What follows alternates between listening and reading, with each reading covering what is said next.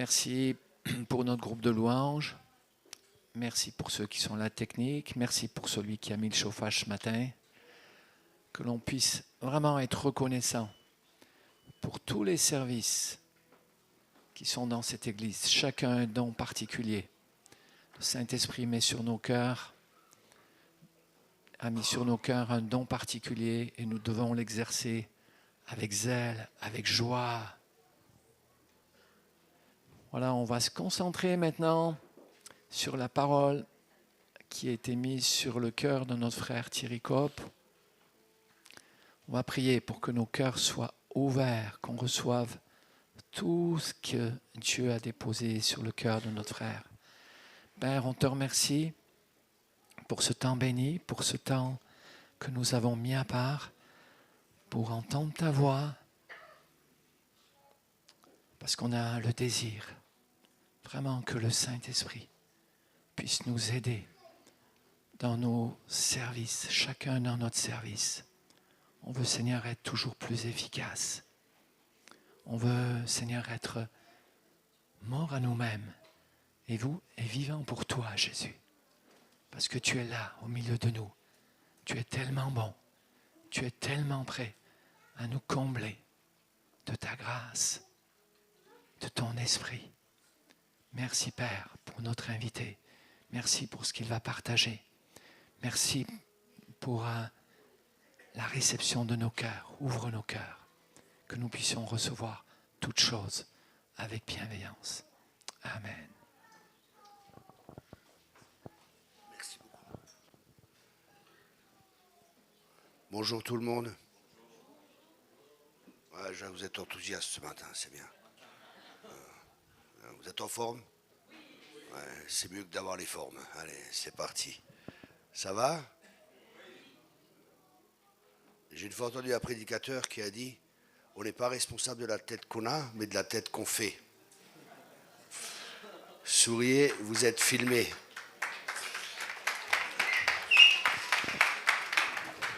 Okay. Bon, courtement, parce que hier des gens sont venus me voir. Oui, mais c'est quoi vos camps? C'est des colonies de vacances? Non, c'est pas des colonies de vacances. C'est que pour les enfants? Non, c'est pas que pour les enfants, c'est pour les familles. Parce que les gens, ils savaient pas. Alors, courtement, on a un camp près d'ici à Gap, mais vous pouvez prendre les prospectus. Après, on aura 2 orateurs qui viennent, des prophètes. On vous encourage à venir. Comment ça se passe? Le matin, vous vous levez, vous brossez les dents, vous lavez, vous prenez votre petit déjeuner, vous venez à la réunion, ça commence à 10h. Précise, 10h. Amen. Je suis beaucoup en Allemagne, donc c'est l'ordre là-bas. Orton, c'est de l'ordre. Et j'aime bien quand il y a de l'ordre. Donc 10h, on commence. Il y a un temps de louange, on laisse faire le Seigneur. Il y a un super groupe de louanges qui vient, enfin 2 super bons louangeurs qui viennent. Et après, il y a un message, il y a de prière, on fait ce que Dieu nous dit de faire. L'après-midi, vous avez libre, il y a une piscine sur place et un whirlpool. Voilà. Et la nourriture est très bonne, c'est important aussi, parce qu'il faut être guidé par l'esprit. Moi, si je ne mange pas bien, quand je vais dans une église, je ne viens plus après, c'est fini. C'est pas une bonne église. Mais là, c'est bien. Hier, j'ai bien mangé, ça va. Vous avez vu, j'ai bien mangé. Le dessert aussi était bon, le flan, la brioche ce matin. C'était bien, c'était bien. Dieu est bon. Je pense que je suis son chouchou. Ouais, je suis le chouchou de Dieu. Ça reste entre nous. En réalité, tout le monde devrait dire ici, non, le chouchou de Dieu, c'est moi. Parce que le cœur de Dieu est tellement grand qu'il a de la place pour tout le monde. Amen. Ok, donc on a les camps, vous pouvez venir. Et le soir, encore, il y a des réunions.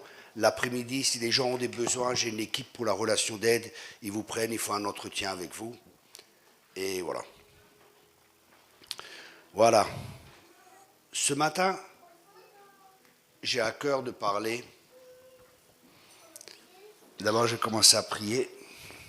Je me sens un peu ce matin, vous savez, comme la mère qui toque à la porte. Elle dit, mon fils, faut que tu te lèves. Oh, maman, pourquoi je dois me lever? On est dimanche. Oui, alors? Tu dois aller à l'église. Oh, j'ai pas envie d'y aller, maman. Les gens, ils m'aiment pas là-bas. Oui, mais il faut que tu y ailles. Mais pourquoi je dois y aller, maman? Bah, c'est toi le pasteur. Ok. Ok. Je me sens un peu comme ça ce matin. Non, ça va. Ça va. J'avais un combat ce matin avec l'esprit d'oreiller. Ah là là là là. Je vous rassure, ça n'existe pas. Hein. Je fais de la délivrance depuis 30 ans et je peux vous dire, je vois des choses dans les églises des fois. Esprit de ceci, esprit de cela. C'est du grand n'importe quoi. Ça n'existe pas. Il y a des choses qui n'existent pas. Les gens, ils chassent des choses. Bon. Vous savez pourquoi? Déjà, ils sont mal enseignés. Et ils croient des choses qui sont fausses. Mais j'ai commencé par la prière. Je te remercie, Seigneur, pour ce matin. Je te remercie pour l'onction de ton esprit. Je te remercie, Seigneur, de me guider, de me conduire. Je te remercie pour des cœurs ouverts. Je te remercie pour des vies transformées ce matin. Et que ta volonté se fasse, Père, sur la terre comme au ciel, dans le nom de Jésus. Amen et Amen. Je vois des fois, ah oui, j'y pensais aussi, il faudra faire une offrande aussi pour la famille Mourard, parce que vous avez vu, ils ont des jeans déchirés et tout. Je crois qu'ils n'ont pas assez de sous, je pense, c'est difficile. On vous aidera, on vous aidera. On est des frères et sœurs. C'est avec plaisir, c'est avec plaisir. Et ouais. Voilà. Et des fois, ce qui me touche, des fois, c'est de voir des gens, ils viennent au Seigneur, 10 ans, 15 ans, 20 ans après, je les revois, et je pense être rentré dans une machine à remonter le temps. Les gens n'ont pas changé. C'est toujours les mêmes, après 15, 20 ans de vie chrétienne. Et la question à se poser, c'est pourquoi est-ce que c'est comme ça? Où est le problème? Des fois, c'est bien de parler des problèmes. Les gens, ils ne veulent pas parler des problèmes. Mais quand on parle des problèmes, le but, c'est pas de parler des problèmes. Le but, c'est de trouver une solution aux problèmes. Les gens, ils ne changent pas. Pourquoi? Il y a différentes raisons. Des fois, il y a un manque d'enseignement. Des fois, il y a des conceptions aussi qui sont là, qui sont fausses. Des croyances qui sont fausses. Parce qu'il y a des chrétiens, ils sont musulmans. Hein. Il y a des chrétiens qui sont musulmans. Si. C'est les chrétiens qui disent « Inch'Allah, si Dieu veut, il le fera ». « Inch'Allah, si Dieu veut, il le fera ». Non, mais bouge. Dieu bouge et Dieu bougera avec toi. Okay? Les gens, ils attendent toujours que Dieu fasse, que Dieu fasse, que Dieu fasse. Et c'est vrai, Dieu, il y a des choses qu'il va faire dans notre vie. Mais un des objectifs de Dieu, c'est qu'on soit transformé à l'image de son Fils bien-aimé, Jésus-Christ. Et pour ça, il y a aussi notre part à faire. Dans Romains 12, verset 1, Romains 12, verset 1, ouais, c'est un travail en équipe, là. Je vous exhorte donc, frères, par les compassions de Dieu, à offrir vos corps comme un sacrifice vivant, saint, agréable à Dieu, ce qui sera de votre part un culte raisonnable. Portanto, caros amigos. Ok. Vous pouvez rester sur le 1. Merci beaucoup. Uno, portanto, caros amigos, rogamos por las misericordias de Dios. Hein? Je parle bien. Hein? Il y a des portugais ici? Portugais? Je parle bien, hein? Je connais juste un mot en portugais, mais je ne vais pas le dire ici. Regardez bien, je vous exhorte donc, frères, par les compassions de Dieu, à offrir vos corps comme un sacrifice vivant, saint, agréable, ce qui sera de votre part un culte raisonnable. Ici que nous voyons que quand on devient chrétien, la première étape à faire, c'est quoi? C'est d'offrir nos corps. Nos corps ne nous appartiennent plus. Ils appartiennent à Dieu. Donc on les met sur l'autel. Mais le problème, c'est qu'ils veulent toujours descendre. Et là, venez avec moi dans le verset 2. Ne vous conformez pas au siècle présent, mais soyez transformés par le renouvellement de l'intelligence. Vous voyez, on ne doit pas être conformé au siècle présent, mais être transformé. Et transformé comment? Par le renouvellement de l'intelligence. Et ça, ce renouvellement de l'intelligence va nous aider à discerner quelle est la volonté de Dieu, ce qui est bon, agréable et parfait. J'aime bien la Bible amplifiée en américain, en anglais, pardon. Ouais, bon, c'est de l'américain. Ne vous coulez pas simplement dans le monde de tout le monde sans même y réfléchir. Et souvent, nous vivons sans même y réfléchir. Ok? On passe les vitesses, on ne réfléchit pas, on ouvre la porte, on ne réfléchit pas. Il y a plein de choses qu'on fait sans réfléchir. On est inconscient bien souvent. Et nous allons voir pourquoi. Parce qu'il y a des croyances profondes en nous. Il y a des croyances qui sont très profondes en nous et que nous croyons être justes. Et ces croyances viennent de différents facteurs. Par exemple, notre culture. Les Français vont penser différemment que les Allemands dans certains domaines. Les niveaux sociaux. Si vous êtes éduqué dans une famille aisée ou une famille où il y a toujours des manques, ça risque de créer, écoutez bien, ça risque de créer et avoir une influence dans votre vie. Pourquoi ? Ce n'est pas ce que nous vivons qui est déterminant. C'est la manière de laquelle nous interprétons ce que nous vivons qui est déterminant. Vous suivez ? Vous voulez que je répète ? Ok. Ce n'est pas ce que nous vivons qui est déterminant, mais c'est la manière dans laquelle nous percevons et la manière dans laquelle nous interprétons ce que nous vivons qui est déterminant. Il y a 2 jeunes dans une même famille, une famille pauvre par exemple. Il y en a un, il va se dire, oui, on est pauvre, on restera comme ça. L'autre, il va se dire, non, moi, je ne veux pas rester dans cette pauvreté. Je vais faire des études, je vais faire le nécessaire pour pouvoir prospérer, et ainsi de suite. Vous voyez, les 2 ont les mêmes circonstances. Les 2 vivent la même chose. Et pourtant, il y en a un qui prend une décision qui est différente de l'autre. Et ça va changer sa vie. Notre manière de percevoir est très importante. Souvent, Dieu dit, que vois-tu ? Dans la Bible, que vois-tu ? Comment perçois-tu ? Comment perçois-tu le monde ? Comment perçois-tu ta vie ? Comment perçois-tu ton avenir ? Comment te perçois-tu toi-même ? Comment te vois-tu ? C'est pour ça que l'enseignement d'hier est tellement important sur la justice. Comment tu te vois ? Tu te vois pécheur ou tu te vois juste ? Parce que ce que tu crois va déterminer ta manière d'être. Si tu te vois pécheur, quand tu pêches, tu vas dire, c'est normal que je pêche. Je suis pécheur, je suis un pommier, c'est normal que je produise des pommes, non ? Hein ? Mais si tu comprends que tu es juste, si tu comprends la justice de Dieu, ça ne sera pas normal le péché. Parce que tu n'es plus un pécheur, mais parce que tu es juste, ça va influencer toute ta manière de vivre. Tu vis sous un ciel ouvert, tu as accès auprès de Dieu. Tout ce qui lui appartient nous appartient. C'est une autre manière de vivre. C'est un concept totalement différent. Et c'est pour ça que l'enseignement est important, parce que mon peuple périt à cause de l'ignorance. Et l'onction de l'enseignement va briser le joug de l'ignorance. Et beaucoup de gens, ils ne changent pas. Ils sont 20 ans dans l'église, il n'y a pas de changement. Parce qu'ils ne changent pas leur mentalité, ils ne changent pas leur manière de penser, ils ne changent pas leur perception. Ils ne s'alignent pas avec Dieu. Ils restent dans des vieux schémas qui sont là. Vous savez, il y a des églises, ils disent oui, il n'y a pas besoin de relation d'aide. D'autres, ils disent il n'y a pas besoin de délivrance. D'autres, vous savez, il y a tellement de choses qui sont dites. Et des fois, les gens, je vois, c'est triste. Des gens, ils viennent des fois dans mes camps.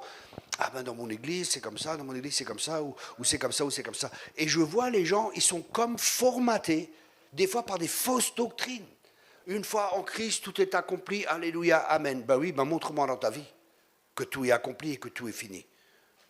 On n'a plus besoin de délivrance parce qu'une fois qu'on est libre, celui que le Christ a franchi est réellement libre. Montre-moi que tu es réellement libre. Je vais t'imposer les mains, tu vas voir comme ça va se manifester. Vous voyez ce que je veux dire ? Et c'est les enseignements qui sont réducteurs. Et les gens, le problème qu'ils ont bien souvent, écoutez bien ce que je dis, écoutez bien, ils ne prennent pas la responsabilité de leur vie. Sois responsable de ta vie. Oui, mais le pasteur a dit, on s'en fiche royalement. Si dans la Bible, ce n'est pas la même chose. C'est pour ça, soyez comme les Juifs de Bérée, éprouvés. Soyez comme, même ce que je dis, tout ce que je dis, votre rôle, c'est de l'éprouver. Devenez mature. Arrêtez d'être des bébés spirituels, où on vous donne toujours la petite cuillère et merci, le pasteur a dit. Lis ta Bible, ouvre ta Bible, prie, cherche Dieu. Parle avec le Saint-Esprit, laisse-toi enseigner. Arrête d'être un bébé spirituel. Les gens, ils n'ont souvent pas de discernement, il n'y a rien qui est là. C'est terrible. Je vois des gens sur YouTube et tout ça, il y a 100 000 personnes qui les suivent. Le gars, je le regarde 30 secondes, je dis non mais il est tordu lui. Ça se voit quoi qu'il n'est pas clair. Mais 100 000 personnes, alléluia, amen pasteur, alléluia, amen pasteur. Réveillez-vous,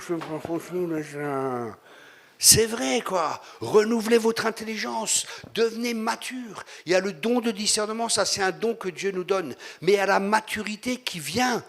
Parce qu'on n'est plus au lait, on mange de la nourriture solide. Si tu bois toujours du lait, tu resteras un bébé toute ta vie. C'est le temps de manger de la nourriture solide. C'est pour ça que j'aime enseigner, parce que les gens ils doivent arriver à maturité. Et arriver à maturité, c'est être responsable. La maturité, c'est prendre la responsabilité de sa vie. Tu es responsable de ta vie, tu n'es pas une victime. Arrête de t'apitoyer sur toi. J'ai quelqu'un en ce moment en relation d'aide, 3e fois que je fais.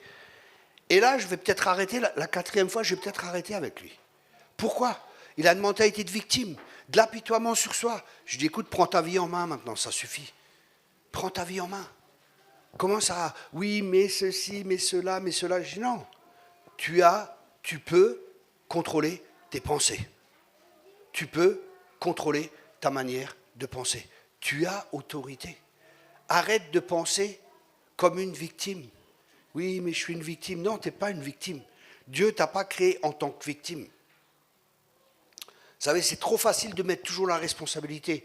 Oui, mais le pasteur, oui, ma grand-mère, oui, le canari, oui, c'est ceci la faute, c'est ceci la faute. Non, mais c'est bon, quoi. Prends ta vie en main, bouge. Oui, mais tu ne comprends pas mon passé. Tu veux que je t'explique un peu le mien? J'étais 3 fois en prison. Eh oui, j'ai pas l'air comme ça. Hein. J'ai l'air d'un ange, hein. J'étais un ange déchu. Mais vous voyez? Mais à un moment, j'ai dit, purée, mais il faut que ça change, quoi. Il faut que je fasse quelque chose. J'ai fait des écoles bibliques, j'ai acheté des livres, j'ai commencé à chercher Dieu, j'ai fait ce qu'il y a à faire pour que ma vie puisse être changée, pour que ma manière de penser puisse être changée, pour que ma manière de vivre est transformée. Je suis allé faire de la relation d'aide, je suis allé voir des gens, je leur dis, parlez dans ma vie. Faites un travail sur ma vie. Je ne suis pas resté comme ça. Je ne suis pas resté, Inch'Allah, Dieu va faire. Non, Dieu ne va pas faire. Bouge et Dieu bougera avec toi. C'est vrai, c'est trop facile. Dieu veut nous transformer de gloire en gloire. Amen. Et de victoire en victoire. Ce n'est pas là où tu es qui est déterminant. Ce qui est déterminant, c'est là où Dieu veut t'amener. Et Dieu veut t'amener plus loin. Vous savez, un des problèmes, des fois, c'est qu'on est satisfait. On a une satisfaction, et c'est bien d'avoir une satisfaction, mais en même temps d'avoir une satisfaction, il faut avoir une sainte insatisfaction. Qu'est-ce que je veux dire par là? Là où Dieu nous a amenés, pour l'instant, c'est bon, mais quand même avoir un désir d'aller plus loin, parce qu'il y a plus. Normalement, chacun ici devrait chasser les démons, chacun devrait guérir les malades, chacun ici devrait être capable d'amener quelqu'un au Seigneur et de faire un disciple avec. Chacun ici. C'était le moment de dire Amen. Ok, c'est bien. C'est bien.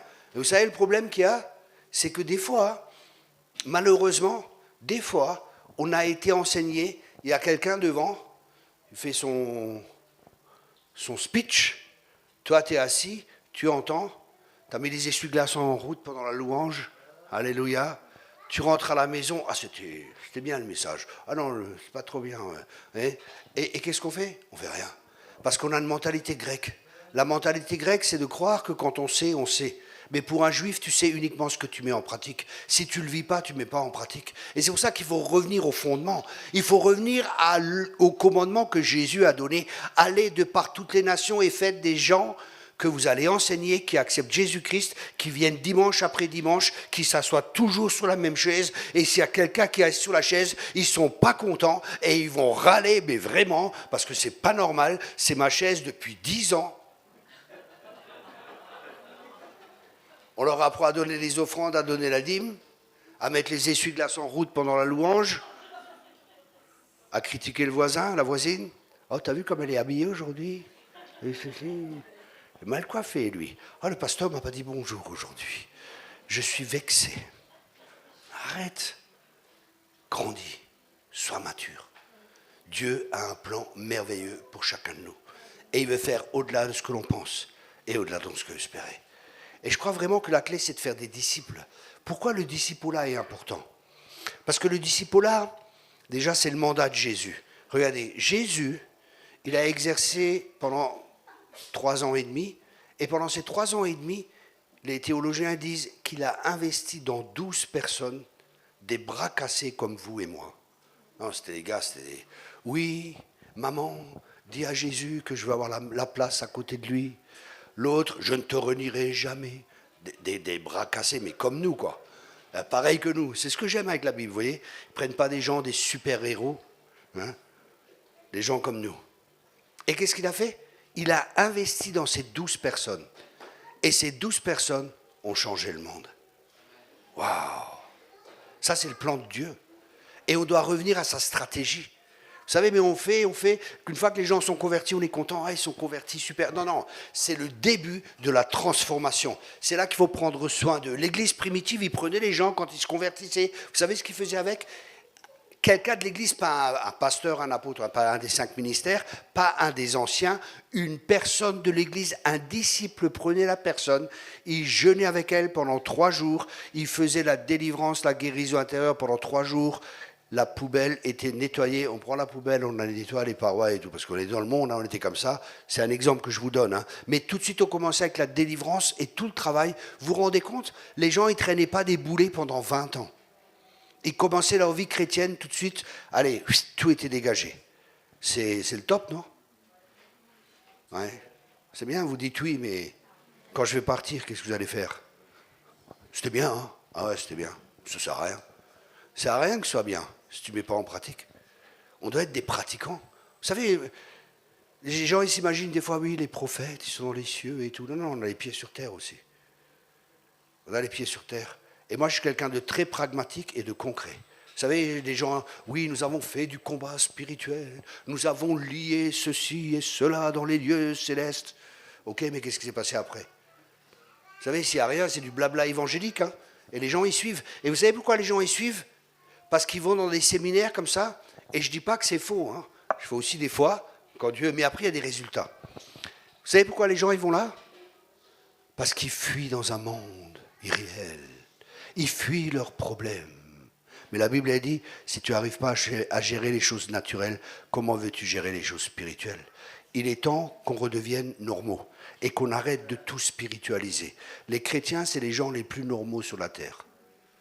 Ça va, vous m'aimez encore? C'est bien, merci. De toute façon, c'est votre problème. Si vous ne m'aimez pas, je n'arrive pas à vous comprendre parce que moi, je m'aime. Et Dieu veut nous transformer. Dieu veut nous changer.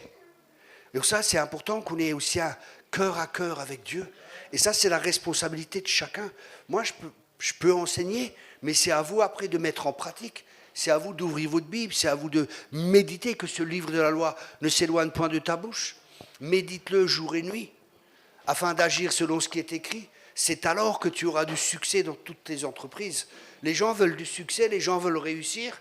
Mais en France, des fois, on a une mentalité qui est tordue, des fois. Je vous donne un exemple.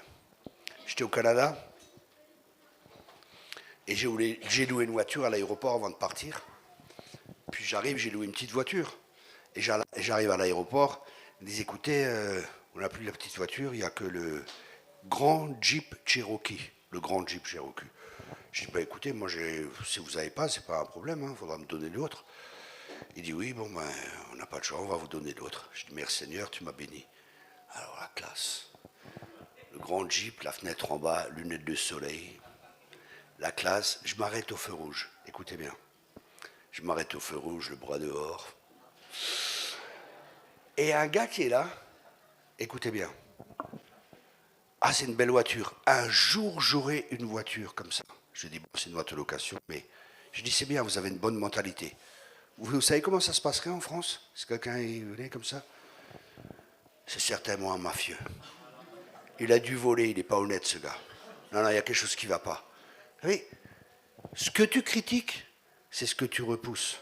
Ce que tu honores, c'est ce que tu attires. Changer de mentalité. Moi, je vois des gens qui prospèrent, je vois des ministères qui prospèrent, je dis, ok, je ne vais pas critiquer. Je m'assois et je les écoute. Je me dis comment ils font pour avoir, ou comment ils font pour ceci ou cela, et que moi, je n'ai pas. Comment est-ce qu'ils font? Qu'est-ce qu'ils font? Comment ils enseignent? Comment ils parlent? Qu'est-ce qu'ils font pour que la volonté de Dieu puisse se faire? Qu'est-ce qu'ils font? Et on doit réfléchir. Regardez, Dieu nous a donné un cerveau pour réfléchir. Dieu veut que tu réfléchisses à ton avenir. Dieu veut que tu réfléchisses aux actions que tu poses. Dieu veut qu'on renouvelle notre intelligence, qu'on apprenne à le connaître aussi, tel qu'il est. Vous Parce que quand on renouvelle notre intelligence, on va discerner la volonté de Dieu qui est bonne, agréable et parfaite. La volonté de Dieu, elle est bonne, elle est agréable, elle est parfaite. Dieu veut que tu réussisses dans tout ce que tu entreprends. Dieu t'a créé pour prospérer. Dieu t'a créé pour impacter le monde. Dieu t'a pas créé pour que tu sois dimanche après dimanche en train de chauffer les bancs de l'église. Il y a plus que ça. Vous savez, moi je viens de la rue. À ma conversion, ça ne m'aurait pas intéressé de vivre une vie chrétienne comme certains chrétiens vivent. C'est monotone, quoi. Est-ce que ta vie chrétienne, elle est monotone? Est-ce que ta vie chrétienne, c'est de la poussière, là, à force? La Bible, elle est dans un coin, elle est pleine de poussière. Je ne vais pas vous dire de lire votre Bible. Écoutez bien. Je ne vais pas vous dire de lire votre Bible. Moi, quand mes parents sont décédés, j'étais chez le notaire, je dois aller chez le notaire, et j'ai reçu un testament, vous savez, un notaire, et dedans il y a marqué tout ce qui m'appartient, que mes parents m'ont laissé en héritage. Vous savez ce que j'ai fait? Je dis merci au notaire, j'ai signé, j'ai pris tous les documents, je les ai mis dans un coin, et j'ai fait alléluia, merci Seigneur, tu es bon. Et puis voilà. Et ma vie n'a pas été changée, ma vie n'a pas été transformée. Est-ce que j'ai fait ça? Ben non, j'ai ouvert, j'ai regardé ce qu'il y avait dedans. Je dis, waouh, ça c'est à moi, ça va changer ma vie. Il y avait de l'argent, il y a une maison, ici et ça. Je dis, voilà Seigneur, comment je dois faire? Comment je dois investir? Qu'est-ce que je dois faire avec cet argent? Et j'ai attendu pendant 2 ans. J'ai cherché, j'ai réfléchi, et Dieu m'a parlé, fais ceci, fais cela. Et tout a été multiplié par 4 pratiquement. Mais j'ai fait ma part. J'ai ouvert et j'ai lu ce qui m'appartient. Je t'encourage vraiment à ouvrir et à lire ce livre de la loi et à le lire parce qu'il y a un héritage, c'est un testament et tu es co-héritier avec Christ. Si tu ne lis pas, c'est ton problème et c'est ta faute. Si tu ne mets pas en pratique, c'est ton problème et c'est ta faute. Ce n'est pas de la faute de Dieu. Dieu a prévu tout pour que tu puisses vivre une bonne vie. Mais si toi-même tu n'ouvres pas ta Bible, si tu ne la lis pas, si tu ne médites pas ce livre de la loi et que tu ne réussis pas, c'est la faute à qui? Au pasteur. C'est la faute à qui? Vous voyez? Il y a un héritage qui est là.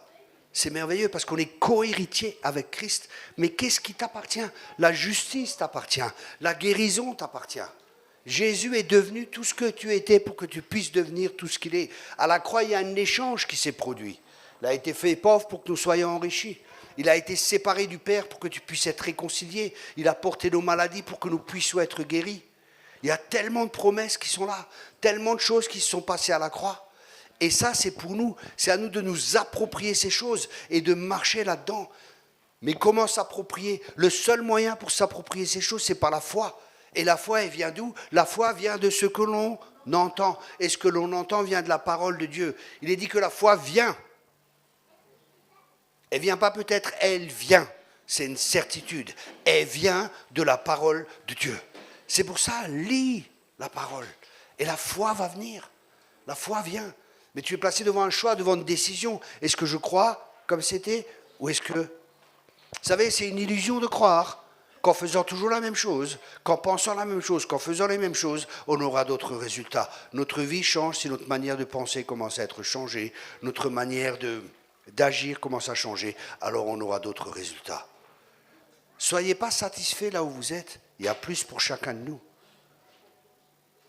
Ok, je vois que vous êtes enthousiaste. C'est bien. Je lis l'enthousiasme sur vos regards. C'est merveilleux. Les gens, ils sont contents des fois alors que... C'est terrible, vous savez, un jour on arrive au ciel et Dieu, il ouvre une porte. Sur la porte, il y a marqué ton nom. Il ouvre, dedans, il y a des bras, des jambes, des yeux, de l'or, de l'argent, une maison, il y a tout dedans. Mais puis, ouais, c'est quoi ça, Seigneur? C'est tout ce que j'avais prévu pour toi. Ça, tout ça, c'était pour toi, pour que tu puisses faire avancer le royaume de Dieu. Mais voilà. Non, on n'était pas là, on n'a pas saisi. Vous savez, les gens se convertissent assez, ou se repentent assez, pour rentrer dans le royaume de Dieu. Mais ils ne se repentent pas assez pour vivre les choses du royaume de Dieu. Vous voulez que je répète? Il y en a qui se repentent assez pour entrer dans le royaume de Dieu, mais ils ne se repentent pas assez pour vivre les choses du royaume de Dieu. La repentance, c'est le changement d'orientation de nos pensées, qui est suivi d'un changement de notre manière de vivre. Parce qu'au fruit, on reconnaît l'arbre. Mais le problème, c'est que on a souvent été... on n'a pas fait de disciples, quoi. On a été enseigné, mais il n'y avait personne qui était à côté de nous. Que faisait Jésus? Jésus, il enseignait, il démontrait, il laissait faire les gens, et alors il les corrigeait. Il disait, ouais, là c'est bien, mais là tu peux faire comme ça et comme ça. Il les accompagnait. Il a investi dans 12 personnes. Mais nous, souvent, on veut des grandes églises. Et je peux vous dire, je vois des grandes églises, il y a 2000 personnes, mais il y a 2000 personnes, c'est des bébés spirituels, ils ont encore des langes, c'est terrible. Et ça sort, hein, les langes, des fois, hein, quand vous rentrez, ça sort. Hein, parce qu'il y a beaucoup de... Ils se mordent les uns les autres, ils se critiquent ici et ça. Et les gens, ah, c'est une grande église remplie de bébés. C'est, comment qu'on dit une maternité, merci. La maternelle, merci beaucoup. C'est pas le nombre qui est important. Est-ce que les gens grandissent? Est-ce que les gens sont guéris? Est-ce que les gens sont restaurés? Est-ce que les gens font les mêmes œuvres que Jésus? Ça, c'est la question. Est-ce qu'il y a un travail qui se fait en profondeur? Parce que Dieu est le Dieu des profondeurs. Et Dieu veut faire un travail dans chacune de nos vies. Mais sommes-nous ouverts? Faisons-nous lui confiance que lui, il veut nous guérir et qu'il veut nous restaurer. Dieu veut nous guérir. Dieu veut. Est-ce que tu le crois? Oui, mais tu ne comprends pas ma vie. Et tu ne comprends pas, et tu ne comprends pas. C'est vrai, il y a des situations, il y a des vies qui sont difficiles. C'est vrai. Mais arrête de te plaindre. Se plaindre ne changera rien. Lève les yeux. Regarde vers les montagnes d'où me viendra le secours. Le secours me viendra de l'Éternel. Les montagnes dans la Bible, ça peut aussi être les problèmes. Alors regarde pas tes problèmes, regarde au-dessus de tes problèmes. Cherchez les choses d'en haut. Oui, mais c'est trop facile. Tout le monde a des problèmes. Vous croyez que les prédicateurs, ils n'ont pas de problème? Vous croyez qu'on est là, on n'a pas de combat? Vous croyez que tout va bien? Dieu, il nous donne la super onction des épinards pour Popeye, là. Ou alors, je ne sais pas moi, comme Obélix, on est tombé dedans quand on est petit. Vous croyez que c'est comme ça? C'est pas comme ça. On a des combats peut-être encore plus que vous. Mais justement, à travers toutes ces choses, on est fortifié. À travers toutes ces choses, on apprend à connaître Dieu. À travers toutes ces choses, on peut aider les gens qui passent par les mêmes difficultés. Je suis passé par là. Voilà comment Dieu m'a sorti. Voilà comment Dieu m'a changé. Voilà comment Dieu m'a transformé. Voilà comment j'ai eu un encouragement en ce moment. Commence aussi à être ton propre prédicateur. Encourage-toi toi-même. Parle à ton âme. Oh, mon âme, bénis l'Éternel et n'oublie aucun de ses bienfaits. David parlait à son âme. Des fois, le matin, on se lève et... Oh, je ne sais pas ici, mais c'est pour les gens qui vont regarder après, plus tard. Jamais content, carrément méchant. Vous connaissez? Non, lève-toi. Merci Seigneur pour la journée que tu as faite. Merci Seigneur que ce sera une bonne journée. Merci Seigneur. Entrer dans ces parvis avec reconnaissance. Et ça, c'est des décisions que chacun de nous a à prendre. Oui, mais toi, tu n'as pas de problème. Bah, tu crois, toi? Tu crois que c'est facile de voyager toutes les semaines? Tu crois que c'est facile chaque week-end d'ailleurs? Cette semaine, j'étais en Allemagne, jeudi, et là, je suis là à Gap, au bout de la France. Là, l'avion, ceci, cela. C'est fatigant, le ministère. Ça demande beaucoup de force, beaucoup de courage. Et des gens qui vous critiquent. Ah, Thierry Compagnie, Thierry comme ceci, cela. Tu as envie de les prendre des fois. Et imposition des mains avec précipitation. Ils auront affaire aux 5 ministères. Tu dis, ah Seigneur, pardonne-leur. Ils ne savent pas ce qu'ils font. Vous allez être critiqué quand vous faites avancer les choses ou quand vous êtes devant. Le diable, il va vous attaquer, c'est normal, vous êtes au front, c'est normal. On a des combats que les gens ne sont même pas conscients. Mais les gens, ils critiquent facilement, ils jugent facilement.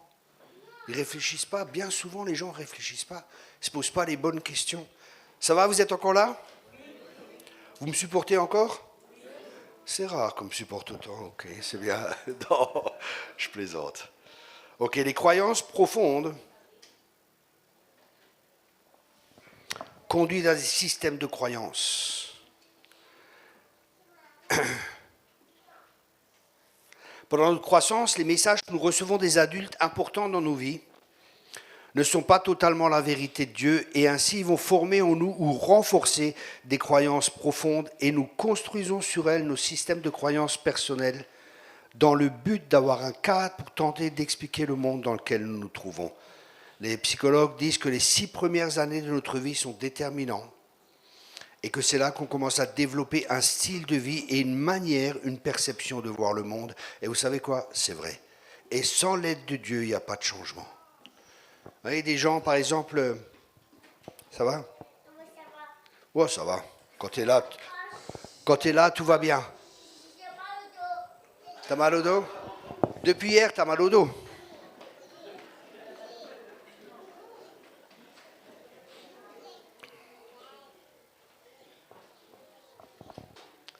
Nos systèmes de croyances, qu'est-ce que tu crois? Par exemple, il peut y avoir aussi des croyances qui peuvent devenir des schémas de pensée, des mentalités, des attitudes de cœur et des préjugés. Nous faisons toujours comme ça. Tu vas dans une église, tu dis mais pourquoi vous faites comme ça? Ben, ça fait 100 ans qu'on fait comme ça. Oui, mais pourquoi? Ben, ça fait 100 ans qu'on fait comme ça. Vous savez comment ça s'appelle? C'est pas une église, c'est un musée. C'est pas pareil. Les gens, ça bouge pas. C'est toujours pareil. Il y a 100 ans, on faisait comme ça et on fait comme ça. C'est un musée, c'est pas une église. Pose-toi les questions, pourquoi tu fais comme ça? Ou alors un autre préjugé. C'est bien d'un homme ou d'une femme. Hein? Ah, les hommes sont tous comme ça. Ah, les femmes sont tous comme ça. Les femmes veulent que notre fric. Hein? Ah là là là. Les hommes ne pensent qu'au... hein? C'est terrible. Et hein, c'est vrai? Non, c'est vrai. Hein? Il y a tous les préjugés. Hein? Non, c'est pas vrai? Non. Soyons réels, disons la vérité. La vérité, c'est bien. La vérité, si je mens. Alors, vous voyez, il y a plein de croyances qui sont comme ça et des systèmes de croyances. Et les gens, ils vont réagir selon ou agir selon ce qu'ils croient au plus profond d'eux-mêmes. Des stéréotypes et des préjugés. On a tous des mentalités, certaines sont bonnes et certaines sont mauvaises. Et on doit demander à Dieu de nous montrer ce qu'elles sont et pourquoi nous les avons. Nous avons besoin de l'aide de Dieu pour les reconnaître, afin de lui permettre d'inscrire sa vérité en nous. Et c'est cette vérité en nous qui devient notre vérité à ce moment-là, qui va nous rendre libres. Parce que tu peux écouter la vérité, mais si ça ne devient pas une partie de toi, si tu ne deviens pas un avec la vérité, ça ne changera pas ta vie. Vous savez, les gens, regardez, j'avais un gars en relation d'aide. Le gars, il est pilote d'avion, très intelligent et tout. 8 ans, ses parents, ils ont une cellule de maison, dans une grande église.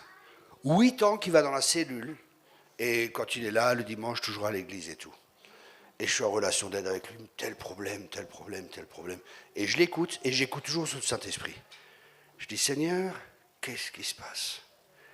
Et j'ai une question qui vient dans mon cœur. Demande-lui si je suis son Seigneur. Moi, je dis, bon, drôle de question, mais... Je dis, est-ce que Jésus est ton Seigneur? Il se met à pleurer. Non, non, non. Il n'avait pas accepté Jésus comme Seigneur. Il était son sauveur, mais pas son Seigneur. Vous voyez, et 8 ans dans une cellule et une grande église.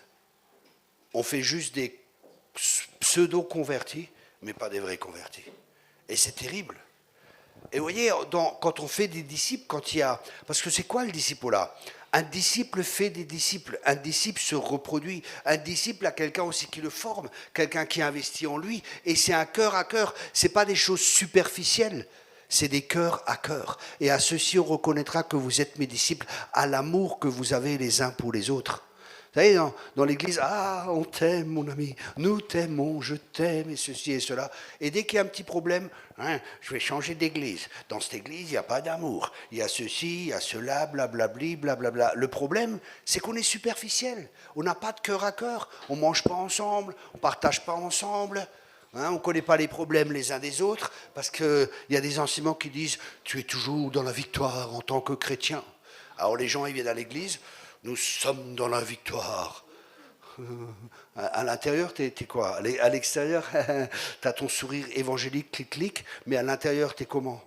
À l'intérieur, c'est « oh, la vie est si dure, j'en ai marre, je vais divorcer, ici et ça ». Et quelques temps après, on apprend, 3 mois après, purée, t'as vu?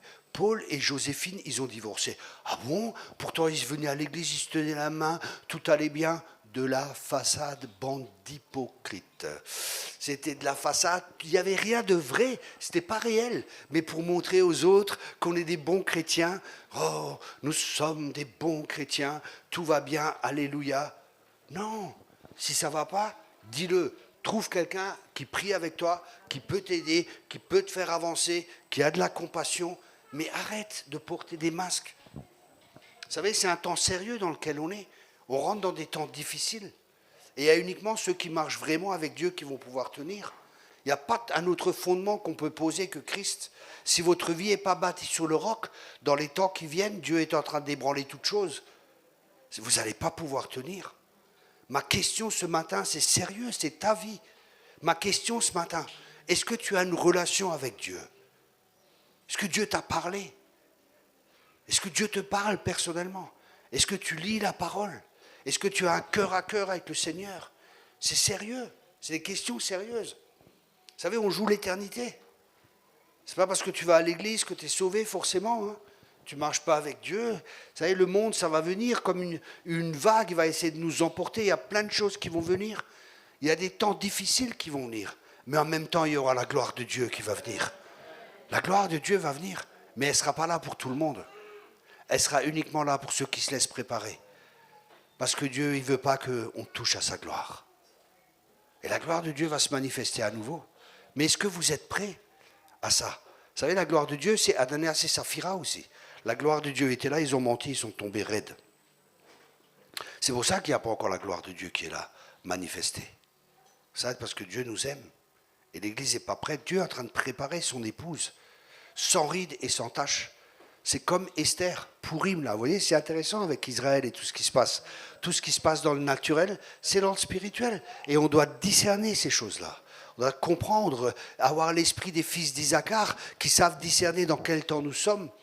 Les fils d'Isaacar savaient discerner les temps dans lesquels ils étaient. Et c'est pour ça qu'ils savaient ce que Israël devait faire. Et c'est important pour nous qu'on sache dans quel temps on est pour savoir ce qu'on doit faire. C'est un temps de mise à part pour le Seigneur. C'est un temps de mise à part. Ça a toujours été le temps. Mais maintenant, c'est hyper important de se mettre à part pour le Seigneur et de s'approcher du Seigneur. De venir sur son cœur. D'être près de son cœur. Moi aussi, j'ai mal au dos.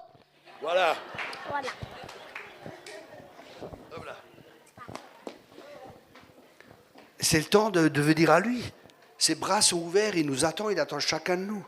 Son amour va nous guérir, sa présence va nous transformer. Amen. Le cœur à cœur avec Dieu nous change. Il nous montre combien il nous aime, il nous montre qu'on a de la valeur, il nous montre qui on est, et il nous parle aussi. Et à travers ses paroles, il révèle des choses qui sont enfuies en nous, dont on n'est même pas conscient.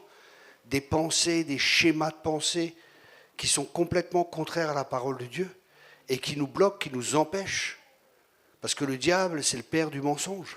Et il veut qu'on croie ses mensonges, il veut qu'on s'aligne avec lui. Et quand on s'aligne avec lui, on aura les résultats que lui veut que l'on ait.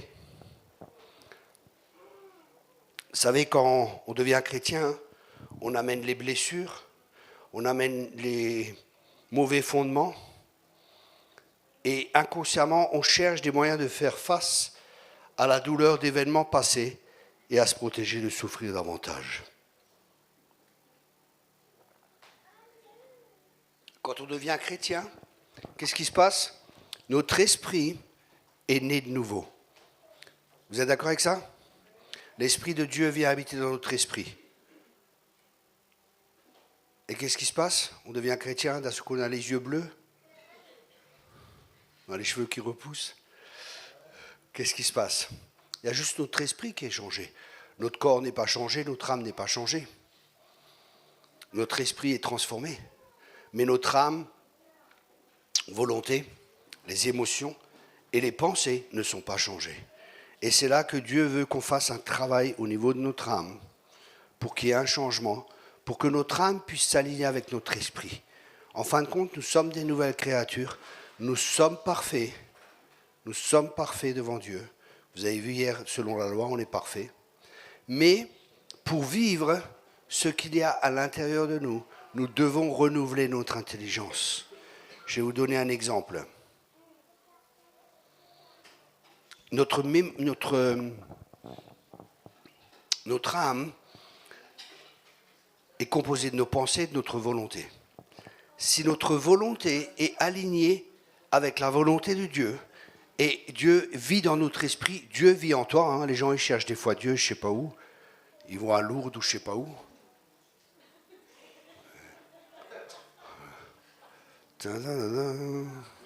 C'est vrai, hein, ils vont je ne sais pas où chercher Dieu, mais Dieu est en toi. Arrête de chercher là-bas ou je ne sais pas où. Dieu est en chacun de nous, ok? Donc on doit apprendre à chercher Dieu à l'intérieur de nous, ok? Donc, si Dieu est en nous, et Dieu veut se manifester avec sa puissance, sa gloire et ainsi de suite, comment est-ce que Dieu peut se manifester à travers chacun de nous? Ça, c'est une bonne question, ça. Merci de l'avoir posé. C'est une bonne question, très très bonne question. Je vois que vous suivez, vous réfléchissez, c'est bien, vous posez les bonnes questions. C'est bien, félicitations.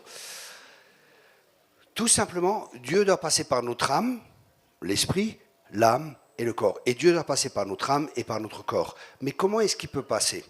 On a vu que notre âme, elle est composée de la volonté, des émotions, notre intelligence. C'est-à-dire que notre volonté doit s'aligner, c'est comme un robinet, vous voyez, elle doit s'aligner pour que l'eau qui est à l'intérieur, pour que Dieu qui est en nous, puisse se manifester au travers de nous. Ça veut dire que dans notre âme, nous devons être alignés avec notre esprit pour que Dieu puisse se manifester. Pour ça, non pas que ma volonté se fasse, mais que ta volonté se fasse. Je suis venu non pas pour faire ma volonté, mais pour faire la volonté de celui qui m'a envoyé. Mais pour avoir notre volonté, elle est faite de choix et de décisions. Et comment est-ce qu'on va faire les bons choix ou non? Comment on va savoir ce qui est juste ou pas? La Bible, elle dit, ne soyez pas sans intelligence pour ne pas connaître la volonté de Dieu. Chacun peut connaître la volonté de Dieu. Vous savez, des fois, des gens, ils viennent. Oh, pasteur, vous pensez que c'est ma femme ou que c'est mon mari? Je dis, c'est ton problème. C'est toi qui vas te marier avec, c'est pas moi. Non, mais les gens... déjà, si tu n'entends pas la voix de Dieu pour savoir qui est ta femme ou ton mari, il y a déjà un problème. Hein.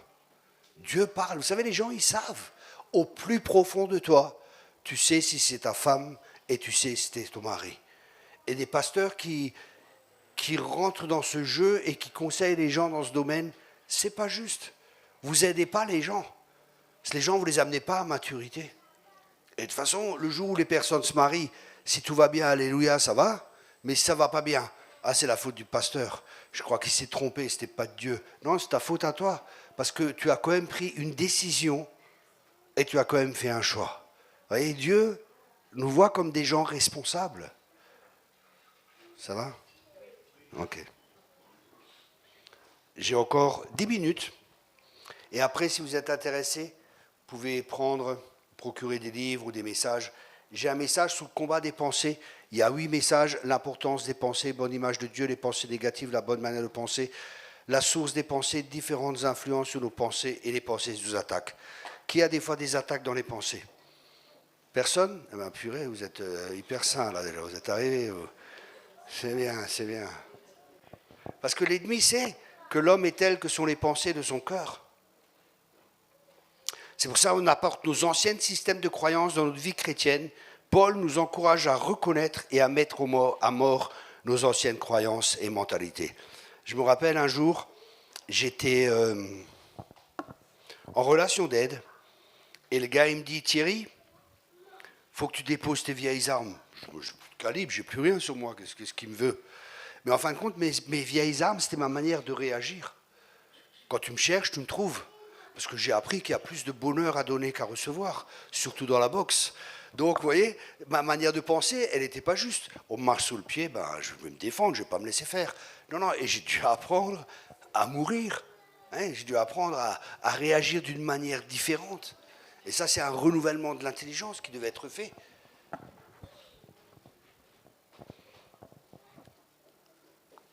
Tout comportement impie, y compris les comportements pour faire face et les comportements de défense, est un péché et ainsi affecte non seulement nos relations avec les autres, mais également notre relation avec Dieu. Vous savez, Dieu nous a créés pour être des êtres relationnels. Et il a dit, tu aimeras Dieu et ton prochain comme toi-même. Ma question ce matin est, est-ce que tu t'aimes? Je suis trop gros, je suis trop petit, je suis trop carré, j'ai pas la coupe de cheveux. J'aurais aimé être blonde. J'aurais aimé être plus grand. Non mais est-ce que tu t'aimes? C'est une bonne question. Est-ce que tu t'aimes? Ouais, mais toi, tu t'aimes un peu trop, toi. Ok, non. Non. La question est, est-ce que tu t'aimes? Pourquoi? Moi, au début, j'avais beaucoup de rejet dans ma vie. Je me rejetais, je pensais que j'étais une erreur, qu'est-ce que j'en sais. Mais c'était inconscient. Hein. Et j'avais même un esprit de rejet. C'était très fort. On m'a chassé un esprit de rejet. Et la question est, comment est-ce que j'ai guéri? Comment est-ce que j'ai vécu la guérison? J'ai vécu la guérison à travers l'amour de Dieu. Dieu me montrait tellement, je pleurais, il montrait tellement qu'il m'aimait. Et cet amour de Dieu m'a guéri. Parce que Dieu est amour. Et en me montrant son amour pour moi, j'ai commencé à m'accepter. Et j'ai commencé à guérir du rejet. Mais il y avait un changement qui devait être fait dans ma mentalité. Il y avait un changement qui devait être fait d'abord dans ma mentalité pour que mes émotions changent. Parce que nos émotions sont influencées par nos pensées. Okay? Et après, il y a un esprit qui a dû être chassé. Parce que des fois, les gens, ils sont très émotionnels. Ils vivent selon leurs 5 sens, des fois. Purée, t'as senti la présence de Dieu? Ah ouais, c'était bien, il y avait vraiment la présence de Dieu. Ah, Dieu était là, c'était magnifique. Si tu ne sens pas la présence de Dieu, est-ce que Dieu n'est pas là? Vous savez, on marche trop des fois par nos sentiments. Et les sentiments, ce n'est pas mauvais, mais ils doivent avoir la bonne place. C'est pour ça qu'il faut faire un règlement de notre fonctionnement. Le fonctionnement selon Dieu, c'est esprit, âme et corps. Ce n'est pas l'âme qui domine, ce n'est pas le corps qui domine, c'est l'esprit qui domine. Et quand ce fonctionnement est bien réglé, on a une vie qui est complètement différente. Et vous savez, je sens la présence de Dieu. Alléluia, Dieu est là, tout va bien. Ce matin, je me suis levé, quelle onction dans mon lit, alléluia. C'était magnifique. Mais le lendemain, tu te lèves, tu ne sens rien du tout. Tu es attaqué par l'ennemi dans tes pensées, ça va être difficile, et ci et ça.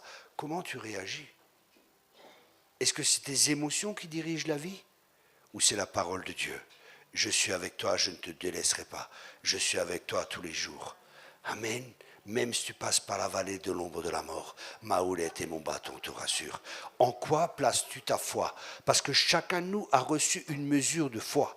Places-tu ta foi dans tes émotions? Places-tu ta foi dans tes sentiments? Ou places-tu ta foi dans la parole de Dieu? Les émotions et les sentiments ne sont pas mauvais, hein, contrairement à des fois ce qui est prêché. Oui, les émotions, les sentiments. Non, ils doivent juste être à la bonne place, c'est tout. Ils ne doivent pas être ceux qui dominent. C'est notre esprit qui doit dominer. Ça va jusqu'à là? Ça vous aide?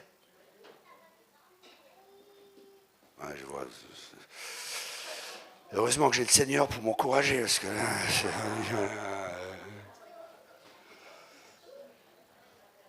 ce qu'on pense et ce qu'on croit affecte profondément notre développement émotionnel, relationnel et spirituel. Personne n'est capable d'agir de manière cohérente, différemment de la façon dont il pense.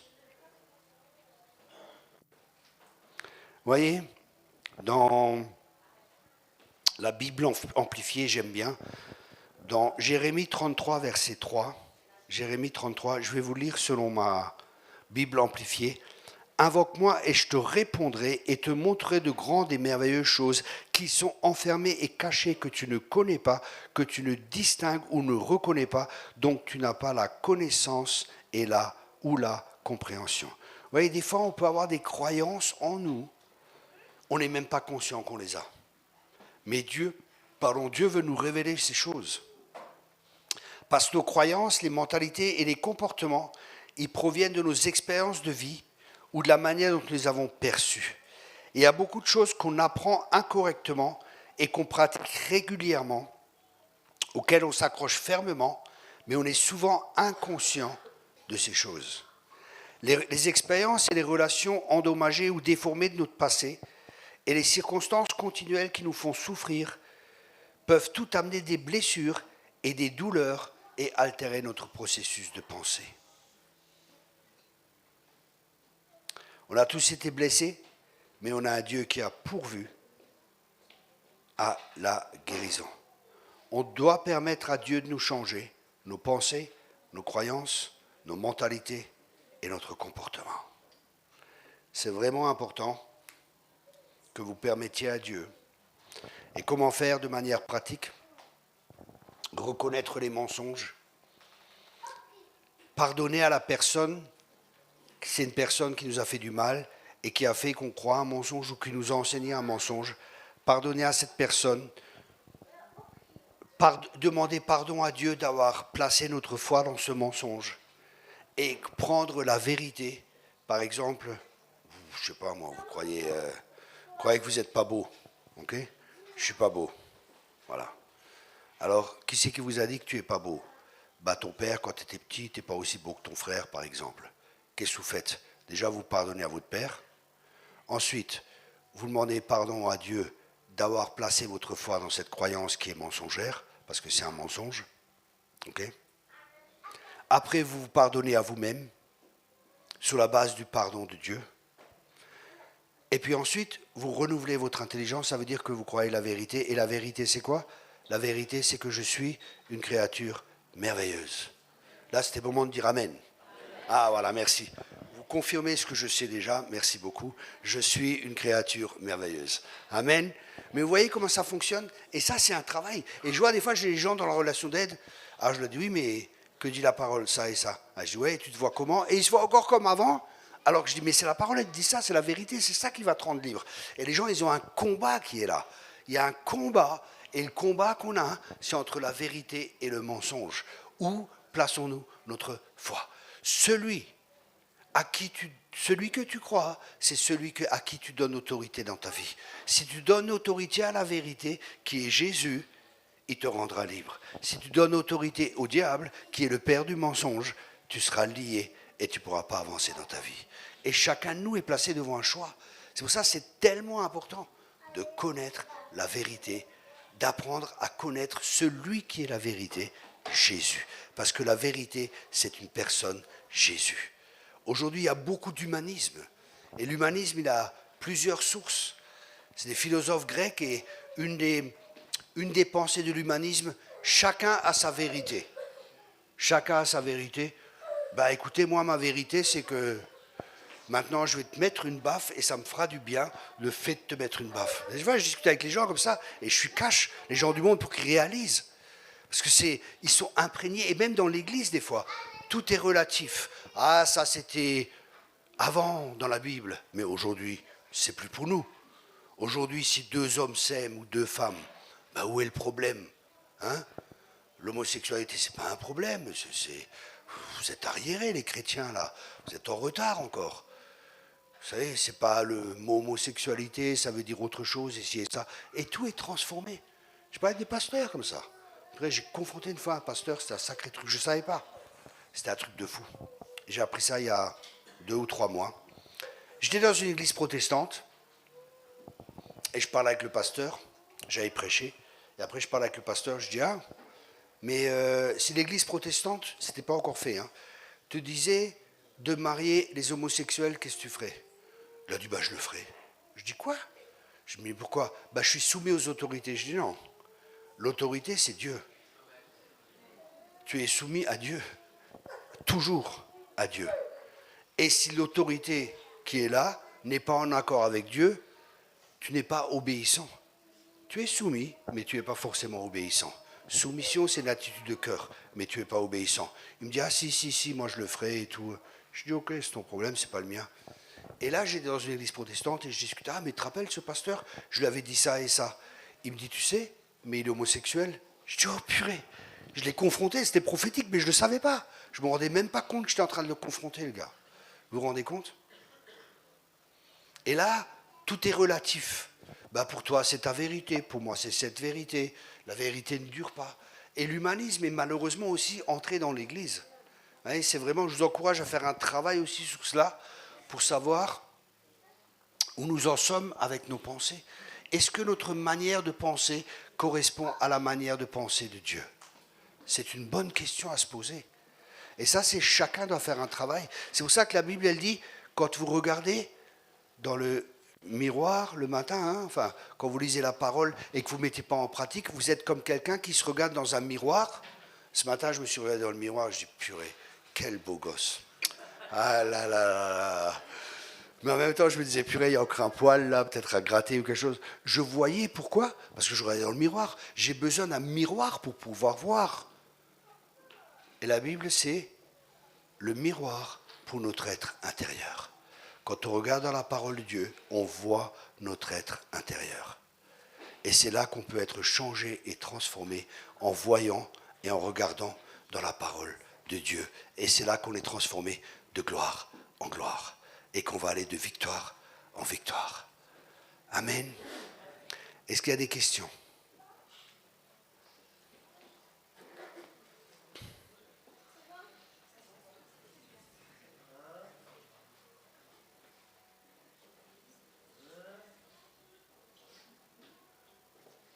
Have you a question? Quelqu'un a une question? S'il n'y a pas de question, c'est que vous avez tout compris. Vous allez mettre en pratique. La prochaine fois que je viens, vous êtes tous changés, transformés.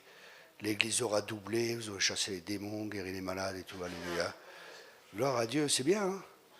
Je me réjouis déjà pour vous, on avance. Vous savez, quand je forme des disciples, j'ai toujours 3 questions. Qu'est-ce que Dieu t'a dit? Pas tout le message, mais qu'est-ce que Dieu t'a dit ce matin personnellement? Deuxièmement, quand vas-tu le mettre en pratique? Troisièmement, à qui vas-tu rendre compte? Je vous donne un exemple. J'ai mal le dos. D'accord. Point numéro 1, qu'est-ce que Dieu t'a dit?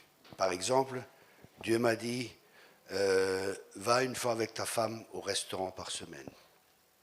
Les femmes disent, oh, c'est bien, ok. Ah, je dis, ok, ouais, super, merci Seigneur de m'avoir dit ça. Et je vais le mettre en pratique la semaine prochaine, je vais au restaurant. La semaine d'après, tu n'y vas pas. Bon, j'ai oublié. Mais la semaine d'après, tu n'y vas pas de nouveau. Tu as de nouveau oublié.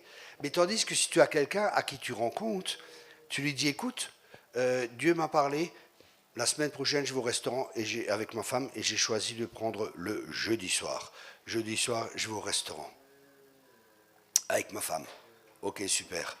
C'était pour toi cette parole. Non, je plaisante. Et je vais avec ma femme au restaurant jeudi soir.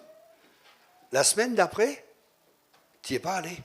Mais tu as quelqu'un qui tu rencontres, il te dit alors ça va Thierry? Oui, ça va, super, tout va bien. Ah, tu m'avais dit que le Seigneur t'avait dit que tu allais au restaurant jeudi soir avec ta femme. Tu y as été? Non. Pourquoi tu n'y as pas été? Ben, tu sais, non, mais pourquoi tu n'y as pas été? Tu as fait une promesse, tu as dit quelque chose, vous voyez? Et il y a une redevabilité qui est là. Et c'est comme ça qu'on change. C'est comme ça qu'il y a des transformations qui se font. Ça va? Je vais être redevable à personne. Espèce de petit rebelle. Hein. Vous voyez, c'est important. Et c'est des principes qui doivent vraiment revenir dans l'Église pour que l'Église puisse grandir et faire la volonté de Dieu qui a amené le ciel sur la terre. Beaucoup de chrétiens veulent aller au ciel. Dieu ne veut pas encore au ciel. Moi, j'ai le temps encore d'y aller au ciel. Je suis bien, hein? Je suis bien sur la terre. Mais oh, j'espère l'enlèvement bientôt, j'espère ceci, j'espère cela. Non, Dieu veut que tu amènes le ciel sur la terre. Amen. Voilà, il y a un ange à côté de moi. C'est un ange? Voilà.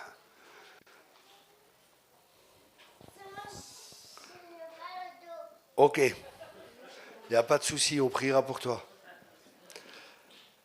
Ok, Seigneur, je te remercie pour ce matin. Je te remercie pour chaque personne.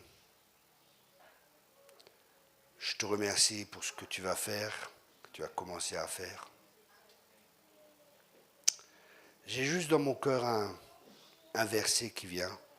Ne crains pas, je suis avec toi. Ne crains pas.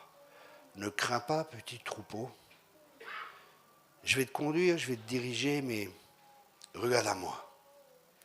Regarde à moi et apprends de moi. Je suis doux et humble de cœur. Apprends. Apprends de moi parce qu'un changement va venir et je veux amener un changement. Je veux que vous reveniez à des fondements solides. Et je veux vous enseigner. Je vais vous montrer la voie que vous devez suivre. Mais faites-moi simplement confiance. Et soyez prêts à laisser les anciens schémas pour entrer dans les choses nouvelles que j'ai prévues pour vous. Préparez-vous à des changements. Préparez-vous à aller des sentiers que vous n'avez pas connus jusqu'à présent. C'est un nouveau chemin. N'ayez pas peur de vous engager dans ce nouveau chemin, parce que mon esprit vous conduira. Il vous conduira dans ce nouveau chemin. Il se conduira vers des voies que vous ne connaissez pas. Mais n'ayez pas peur. Faites-moi simplement confiance et avancez à mon rythme. Jésus faisait uniquement ce qu'il voyait et ce qu'il entendait faire le Père. Et Dieu veut vous amener dans une dimension où vous laissez peut-être les traditions et des choses que vous pensiez être justes et qui étaient bonnes pour un temps. Mais c'est un temps nouveau où Dieu veut faire des nouvelles choses. Alors allez-vous accepter ce changement? Allez-vous accepter d'entrer dans ces nouvelles choses? Ou allez-vous continuer selon les préceptes et les traditions humaines? Amen. Amen, amen, amen. Amen.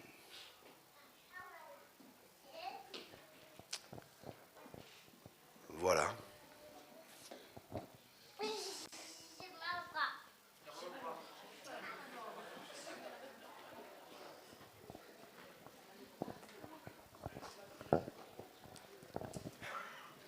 Voilà, merci pour toutes les paroles qui ont été données. Maintenant, il faudra passer à la pratique, hein, dès maintenant. Est-ce qu'il y a toujours une voiture qui bloque? Parce que je sais que c'est Jackie et Clarette qui vont accompagner Thierry. Il y a une voiture qui bloque? Alors, il y a une voiture grise qui bloque. Il faudrait que, très rapidement, on s'occupe de débloquer la situation. Hein?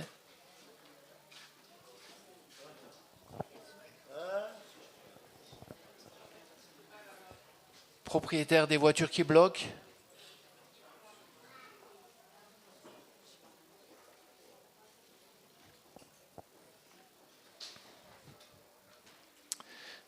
Voilà, donc tous ceux qui veulent rester manger, vous pouvez le faire. On va passer encore un bon temps à communiquer, à partager nos vies. C'est tellement important. Et puis on peut aussi, comme a dit Thierry Kopp, à un moment donné dire, voilà, j'ai telle difficulté, est-ce qu'on peut prier ensemble? Il n'y a pas de moment pour prier, à tout moment.